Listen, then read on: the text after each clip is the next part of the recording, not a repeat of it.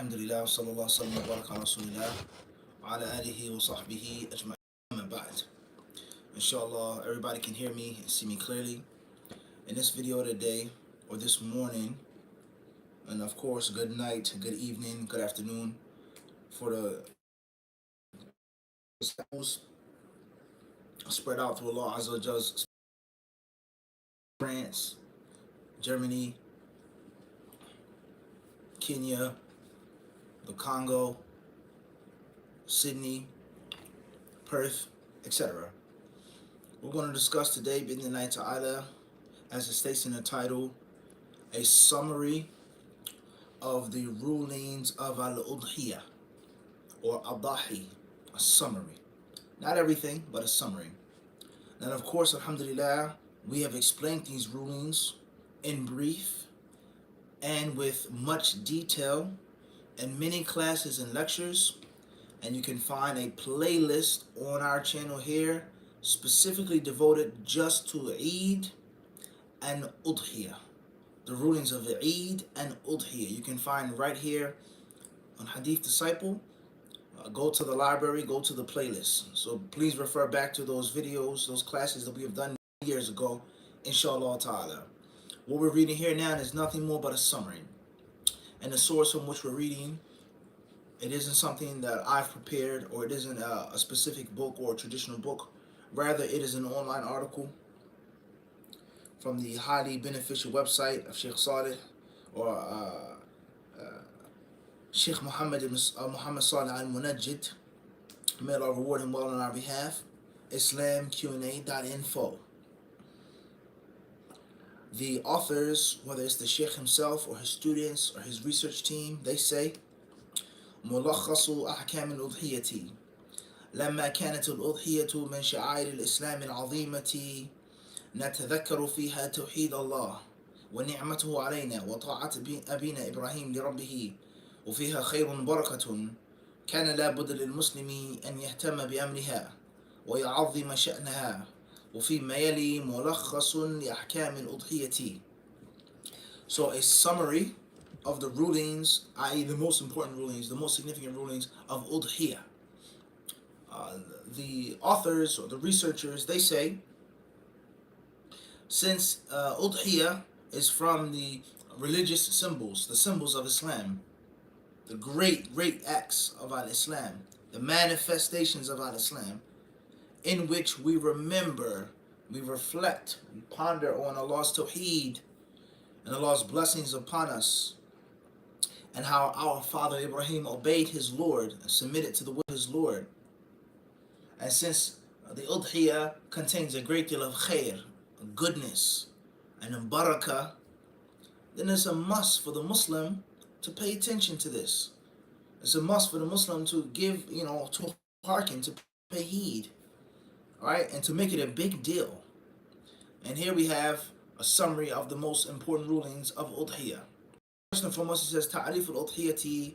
الأضحية هي ما يذبح من بهيمة الأنعام الإبل والبقر والغنم تقربا إلى الله تعالى في البلد الذي يقيم فيه المضحي من بعد صلاة عيد النحر إلى آخر أيام التشريق، وهو يوم 13 من ذي الحجة بنية الأضحية. قال تعالى فصل لربك وانحر، سورة الكوثر. قال تعالى نسكي ومحياي ومماتي لله رب العالمين لا شريك له وبذلك أمرت وأنا أول المسلمين، سورة الأنعام. ونسكي أي ذبحي. وقال تعالى ولكل أمة جعلنا منسكا ليذكروا اسم الله على ما رزقهم من بهيمة الأنعام فإلهكم إله واحد فله أسلموا وبشر المخبتين. والأضحية سنة مؤكدة في قول أكثر أهل العلم، وقال بعض العلماء بوجوبها وسيأتي تفسير ذلك. He says, first and foremost is the definition, or they say, the article states the definition of Udhiyyah. What is Udhiyyah? What's the definition of it? He says Udhiyyah is the slaughtering of livestock, the slaughtering of the animals, of these animals that are livestock. There are camels, cows, and goat and sheep. Side note, as we've explained before, do other animals, pack animals, types of livestock, are they included in this? people who live in different regions in which there aren't any camels, but they have llamas. They have guanacos. People who have Highlanders. Okay? A wildebeest. A water buffalo. A bison. Alright? Are those animals included in the Udhiyyah as well?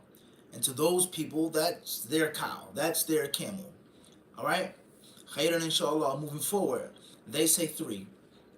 He says it is to slaughter one of these animals and the lands in which the Muslim who wishes to slaughter lives. So he says that the definition of Udhiyyah is local and not abroad. Local and not abroad. Pay attention. And this is slaughtering these animals in the land in which you live from after the Eid prayer until the last days of Tashriq. And the last day of the Tashriq, he says, is the 13th of Udhiyyah. So that will be the 10th, the day of the Eid. Then there's the 11th, there's the 12th, there's the 13th, 3 days afterwards.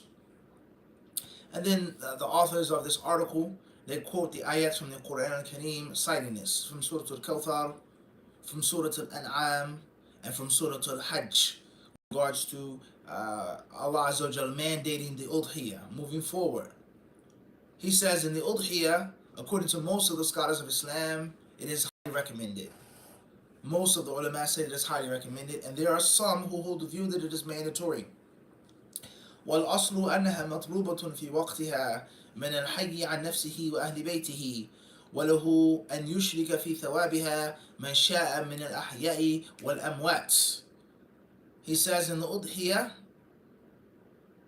by default, it is something that is to be done when a person is alive. Matluba, you're supposed to do it when you're alive. For yourself, for your household. And you are allowed to include anyone you wish in its rewards. The living and the dead. You make your niyyah to allow them to be your partners in its reward. أما الأضحية عن الميت فإن كان أوصى بها في ثلث ماله أو جعلها في وقف له وجب إنفاذ ذلك. As far as slaughtering for the dead, is a very commonly asked question. Slaughtering for someone who has died, then you have the following scenarios. Number 1, if and when the deceased Muslim put it in his wasiyah, his will, and that this animal is a part of 1/3 of his wealth, and or he made a waqf, an endowment, a charitable endowment with his wealth, then it's a must. The udhiyyah must be done on behalf of the dead. وَلَمْ يُوصِي أو لم يوقف أو أحب الإنسان أن يضحي عمن شاء من الأموات فهو حسن ويعتبر هذا من أنواع الصدقة عن الميت. And if he has not put it in his will, if she did not designate a charitable endowment, then there's nothing wrong with doing it on behalf of that deceased Muslim. That's fine. And it's a type of charity on behalf of the deceased Muslim, صدقة. ولكن السنة أن يشرك الإنسان أهل بيته من الأحياء والأموات في أضحيته ويقول عند ذلك أو عند ذبحه اللهم هذا عني وعلى بيتي ولا يحتاج أن يفرد لكل ميت أضحية مستقلة. He says, however, the sunnah is for a person to include his family members, his relatives, his households, for the living and the dead.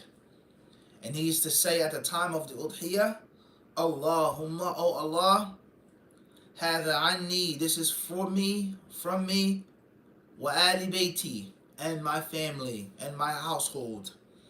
And this person, he does not need, he isn't in need of singling out every single living person and making an udhiyyah for every single living or dead person. There's no need to do that. وَلَقَدْ اتَّفَقَ الْعُلَمَاءُ على أن ذبح الأضحية والتصدق بلحمها أفضل من التصدق بقيمتها لأن رسول الله صلى الله عليه وسلم ضحى ولا يفعل إلا ما هو أولى وأفضل ومذهب أبو حنيفة والشافعي. Next point. He says the scholars have agreed that slaughtering the animal and giving its meat in charity is better than giving its cost in charity. $400 for this sheep, it's best to slaughter it and then donate its meat instead of just donating $400. And that is because the Messenger of Allah ﷺ did that, and the Messenger of Allah ﷺ wouldn't do a thing unless that was the best thing to do. And he quotes, or they quote, the ulama who held this view, such as the school of thought of Imam Abu Hanifa rahimahullah ta'ala, Shafi'i, Ahmad, and others. وتجزئ الشاة عن الواحد وأهل بيته وعياله إلى آخره. He says, and one sheep is enough for a man in his household. And he quotes the hadith, the proof to state that. We're summarizing, no need to mention the dalil right now. والمنصوص عليه في الأضاحي هي الإبل والبقر والغنم.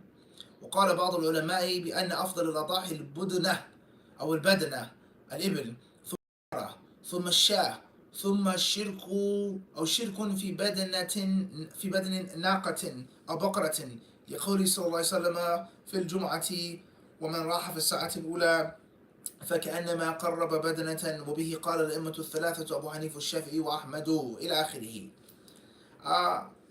And as far as the udhiyah, the actual animals, then the order is the camel, the cow, then the goat, and the sheep. Some ulama clearly say that the camel is best, then the cow, the heifer, then the sheep. And he quotes the proof for that, and which scholar that it has priority with the camel. وعلى هذا فالشاة أفضل من سبع بدن أو بقرة. So therefore, based off of this, one sheep would be better than having a share of a cow.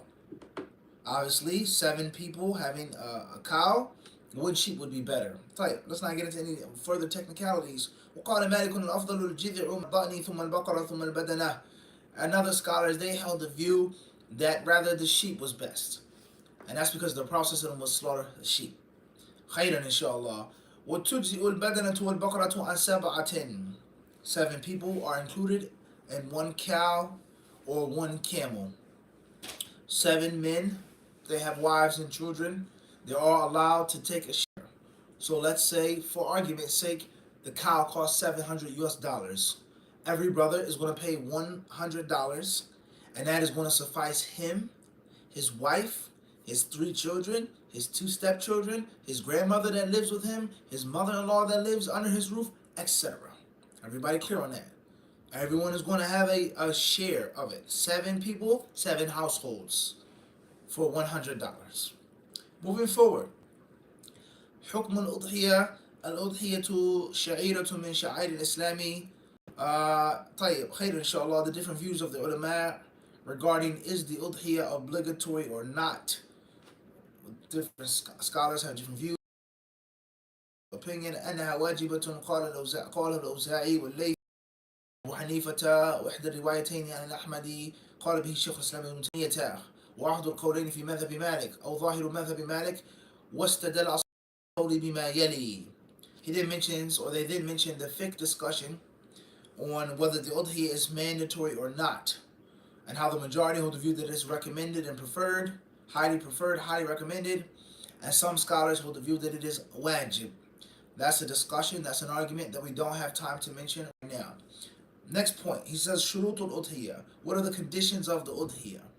بلوغها السن المطلوبة سلامتها من العيوب حرمة بيعها ذبحها في وقتها المحدد. 4 conditions for valid udhiyah. Number 1, the udhiyah must reach the proper age. And we'll get to the proper age for every animal. Number 2, the animals have to be free from defects. Number 3, they cannot be sold. Once it's mandated that this is going to be your udhiyah, it cannot be sold. And number 4, the animal must be slaughtered in the proper time. And the proper time, not prematurely nor too late. 4 conditions they mention. The first condition, he says, or they say, وَالسِّنُّ الْمَطْلُوبَةِ ستة أشهر في الضأن، وفي المعز 6 أو سنة، وفي البقر سنتان، وفي الإبل 5 سنين. As far as the sheep, then 6 months. And as far as the goat, then a year. Cow has to be 2 years. Camels can't be under 5 years. طيب. As far as the animal being free from defects, as we've explained in detail before, then there are the major defects. The animal that is extremely sickly, okay, its bones are frail and weak, alright, it's clearly suffering, it can't move forward, it can't eat, it's dying, things like this, it's missing a limb, something like that. La. An animal that's missing an eye, things like this, la. They say, وهناك عيوب أخف من هذه لا تمنع الإجزاء ولكن يكره ذبحها كالعضباء القرن والأذن والمشقوقة الأذن إلى آخره. والأضحية قربة إلى الله والله طيب لا يقبل إلا طيبا ومن يعظم شعائر الله فإنها من تقوى القلوب. And there are some defects, some blemishes that aren't as bad, that the animal would be lawful, it would be valid to offer, to sacrifice, such as an animal that has a broken horn, an animal that has a rip or tear in its ear, something like that. However, it's always best to offer the best to Allah subhanahu wa ta'ala. And they say that Allah is tayyib, and Allah only accepts that which is tayyib. Alright. حرمة بيعها إذا تعينت الأضحية لم يجوز بيعها ولا هبتها إلا he says that you cannot sell it or gift it once you're set on it. But a person is allowed to exchange it for that which is better. Same applies to riding the animal. If you have to ride the cow, ride the camel, ride the goat or the sheep, if it is a need. خيرا inshallah. Slaughtering it during its proper time. وهذا الوقت هو من بعد صلاة العيد والخطبة وليس من بعد دخول وقتها إلى قبل مغيب شمس آخر أيام التشريق واليوم 13 من أيام ذي الحجة. Okay, the time has to be after the Eid Salah and the khutbah, and not after the time of the Eid and the khutbah. The time versus the actual salah. It's a difference. You have praying the khutbah, the Eid there, versus, oh, the Eid has come in, the people are praying it, let me slaughter it. La. Alright, moving forward.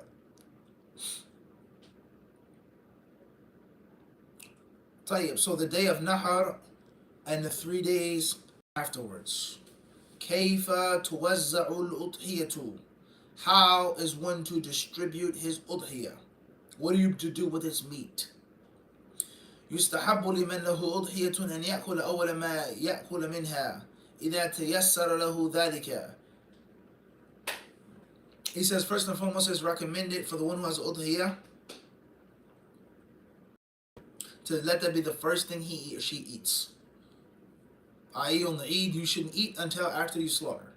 And the first thing that goes into your belly should be the meat, the animal, if that's possible. Obviously, as we mentioned before, the simplicity of life that most of us or many of us live isn't like the simplicity of the Sahaba, especially if you live in the city.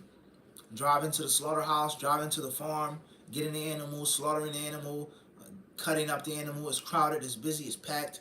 Cooking it may take a long time. So for real, if you wake up, let's say you wake up and you stay up from Fajr, you're talking about from 3:30, 3:45, all the way up until maybe 11 o'clock, 12 o'clock, 1 o'clock.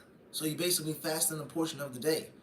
By the time you get up, by the time they make Eid, 8 o'clock, 9 o'clock, 8:30, finish the prayer, give salams to everybody, and this is rushing to slaughter the animal, clean it up, cook it. It may be about 10, 11, depending on where you are. As far as if you have a farm close to your masjid, then it's obviously much easier. much easier if you have the ability to do so. And then they mentioned the dalil for this, the hadith regarding that. الأفضل أن يذبحها بيده فإن لم يفعل استحب له أن يحضر ذبحها. The best thing to do is to slaughter the animal yourself with your own hands. And if you can't, then at least be present. At least be present. طيب يستحب تقسيم لحمها أثلاثا ثلثا للأكل وثلثا للهدية وثلثا للصدقة قاله ابن مسعود وابن عمر رضي الله عنهم كما اتفق العلماء على أنه لا يجوز بيع شيء من لحمها أو شحمها أو جلدها. وفي الحديث الصحيح من باع جلد أضحيته فلا أضحية له حسنه في صحيح الجامع رقم 6 إلى آخره. وأن لا يعطي الجزار منها شيئا من ذلك على سبيل الأجرة. It's recommended to cape the animal into 3 sections. A third that you are to eat from yourself. A third that you give as a gift. And the gift doesn't have to be sadaqah. Someone who's rich, you can be filthy rich. You give him some meat. And a third for charity. Someone who's needy. Someone who's hungry. Alright? 3. Moving forward.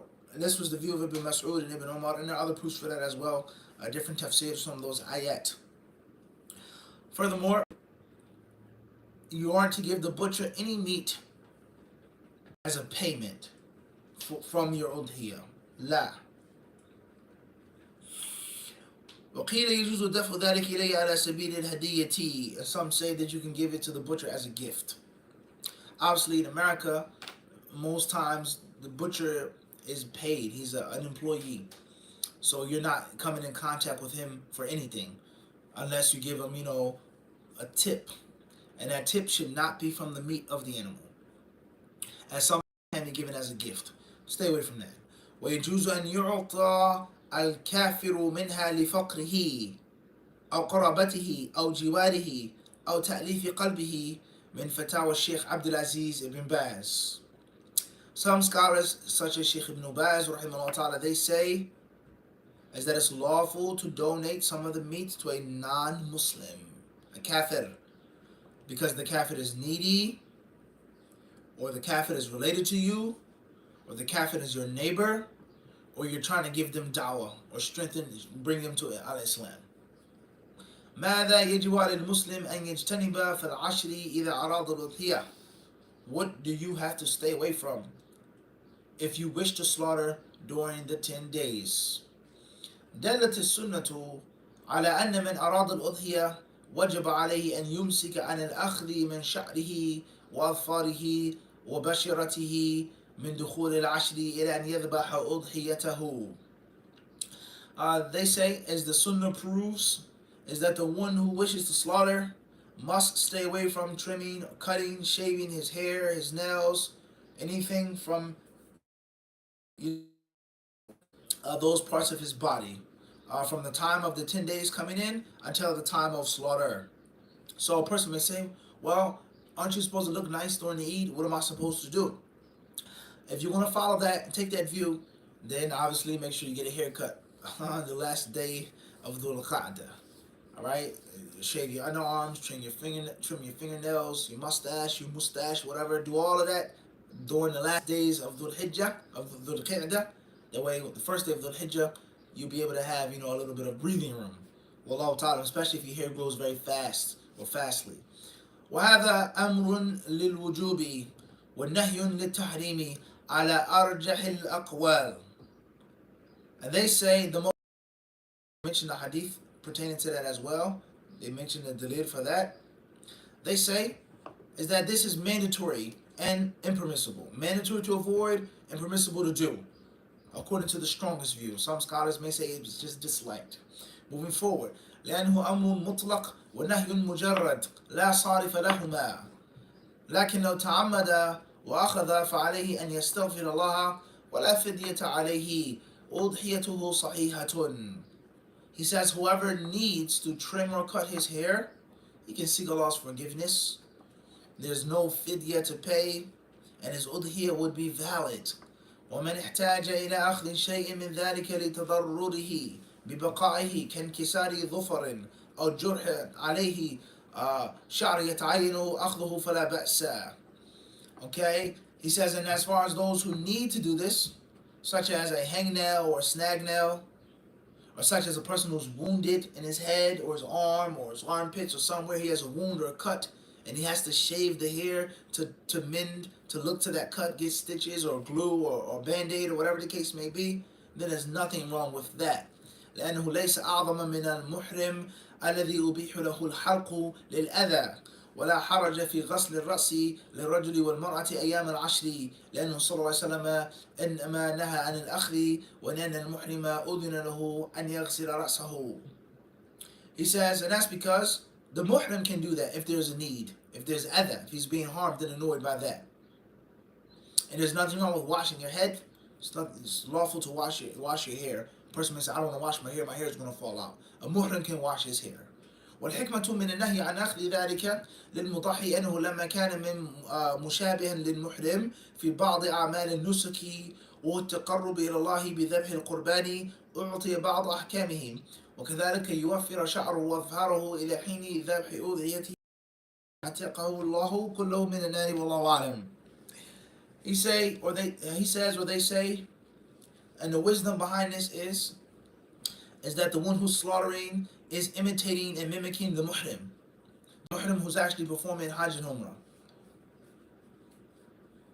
So he's given some of the rulings of the muhrim. They're both seeking closeness to Allah subhanahu wa ta'ala, one through Hajj and Umrah, one through Udhiyyah. A second wisdom is that when he slaughters this animal, he wishes to gain closeness to Allah subhanahu wa ta'ala, and he wants Allah to free and emancipate him from the fire. Every single part of him. Every single square inch, centimeter of his body, all hair, everything. Oh Allah, save me from hell. وَمَنْ أَخَذَ مِنْ شَعْرِهِ أَوْ ظُفَرِهِ أَوَّلَ الْعَشْرِ لِعَدَمِ إِرَادَةِ الْأُضْحِيَةِ ثُمَّ أَرَادَهَا فِي أَثْنَاءِ الْعَشْرِ أَمْسَكَ مِنْ حِينِ الْإِرَادَةِ. And as far as those who have no intention on slaughtering at the beginning of Udhiyyah, and then they say, okay, I will slaughter, I came across some money, so on and so forth, then they stop from that time. ومن النساء من توكل أخاها أو ابنها في الأضحية لتأخذ من شعرها أثناء العشر وهذا غير صحيح لأن الحكم متعلق بالمضحي سواء وكل غيره أم لا والوكيل لا يتعلق به نهي فإن النهي خاص بمن أراد أن يضحي عن نفسه كما دل عليه الحديث وما من يضحي عن غيره بوصية أو وكالة فهذا لا يشمله النهي. He says is that there's some women who designate their brothers, their sons to slaughter for them in order for them to trim their hair and to cut their hair. He says that's wrong, that's incorrect. And that's because the person has the intention to get the sacrifice to reward itself, him or herself. And it matters not whether they designate someone or not. You make someone your wakil or not. And the wakil isn't prohibited from the trimming and the shaving. But the muwakkil, the one who's making the person his agent, who's designating that second or third person. طيب. ثم إن هذا النهي ظاهره أنه يخص صاحب الأضحية ولا يعم الزوجة ولا. They say, furthermore, it's clear this prohibition is only for the one who's directly slaughtering. And it does not include the wife. It does not include the son. It does not include the family member, those who are living in the household. But it only includes the actual man of the house, the one who's paying for it and the one slaughtering the animal himself. إلا إذا كان لأحدهم أضحية تخصه, unless a person is doing the udhiyah, him or herself. All right. ومن كان له أضحية ثم عزم على الحج فإنه لا يأخذ من شعره وظفره إذا أراد الإحرام لأن هذا السنة عند الحاجة. لكن to the end of that والأمور المذكورة من المحظورات على المضحي هي الواردة في الحديث السابق فلا يحرم على المضحي مس الطيب ولا جماع الزوجة ولا لبس المخيط ونحو ذلك. Last but not least, the prohibitions of putting on perfume, cologne, the prohibitions of a person um, sleeping with his wife, things like this. None of those things are unlawful for the one making the udhiyah, even though they're unlawful upon the muhrim. So that's the end of that summarized article. As we've stated, we have other explanations of these rulings on the channel. You can check them out, inshallah ta'ala. May Allah Azza wa Jalla accept the udhiyah from everyone. Jazakumullah khairan. Thanks to everyone for tuning in, for watching. And inshallah ta'ala, we'll take a brief pause before we come back for the Q&A.